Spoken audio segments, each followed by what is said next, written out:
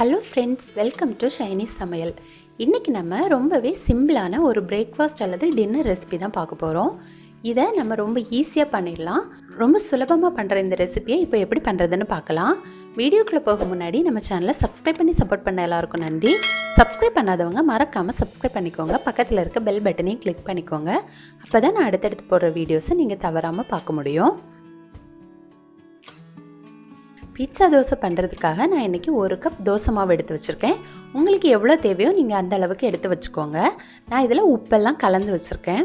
தோசைக்கல்ல நல்லா எண்ணெய் தடவி ரெடி பண்ணி வச்சுக்கோங்க. அடுத்து நம்ம தேவையான அளவு தோசை மாவு சேர்த்து அதை நல்லா தின்னாக ஸ்ப்ரெட் பண்ணாமல் கொஞ்சம் திக்காக இருக்கிற மாதிரி பார்த்துக்கோங்க. அப்போ தான் நமக்கு பீஸா பண்ணதுக்கப்புறமா அதை எடுக்கிறதுக்கு ஈஸியாக இருக்கும். அடுத்து நான் பீஸா சாஸ் ரெடி பண்ணி வச்சுருக்கேன். இப்போ நம்ம அதையும் சேர்த்துடலாம்.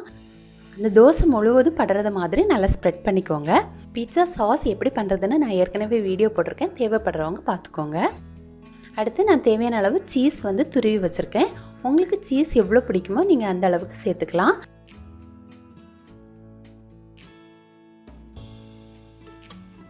அடுத்து ஒரு பெரிய வெங்காயத்தை இந்த மாதிரி நீல வாக்கில் கட் பண்ணி வச்சுருக்கேன். இந்த பெரிய வெங்காயத்தையும் இது கூட சேர்த்துக்கலாம்.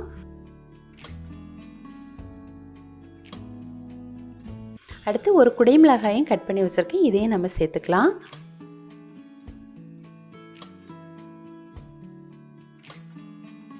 அடுத்து 5 ஆலிவ்ஸ் எடுத்து இந்த மாதிரி குட்டி குட்டியாக கட் பண்ணி வச்சுருக்கேன். இதையும் நம்ம சேர்த்துக்கலாம். எல்லாம் சேர்த்ததுக்கப்புறமா சீஸ் கம்மியாக இருந்துச்சுன்னா நீங்கள் இன்னும் கூட அதிகமாக சேர்த்துக்கலாம். அது உங்கள் விருப்பம்தான்.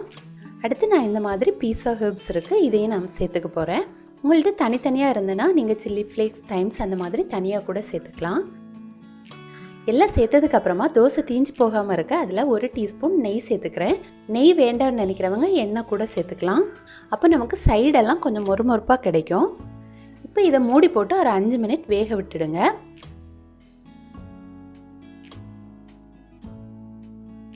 அஞ்சு நிமிஷத்துக்கு அப்புறமா சீஸ் எல்லாம் நல்லா மெல்ட் ஆகி பீட்சா தோசை சூப்பராக ரெடியாக இருக்குது. இதை நம்ம சூடாகவே சர்வ் பண்ணிக்கலாம். இதுக்கு எந்த விதமான சைடிஷ் எதுவுமே தேவையில்லை. நம்ம அப்படியே சாப்பிட்லாம். ரொம்ப ஃபில்லிங்காக இருக்கும். நீங்களும் இந்த ஈஸியான ரெசிபியை கட்டாயம் ட்ரை பண்ணி பாருங்கள். குழந்தைங்க முதல் பெரியவங்க வர விரும்பி சாப்பிடுவாங்க. நீங்களும் இதை ட்ரை பண்ணி பார்த்துட்டு எப்படி வந்துச்சுன்னு உங்களோட கமெண்ட்ஸை சொல்லுங்கள். இந்த வீடியோ உங்களுக்கு பிடிச்சிருந்தனா ஷைனிஸ் சமையலை மறக்காமல் சப்ஸ்கிரைப் பண்ணிக்கோங்க. தேங்க்யூ.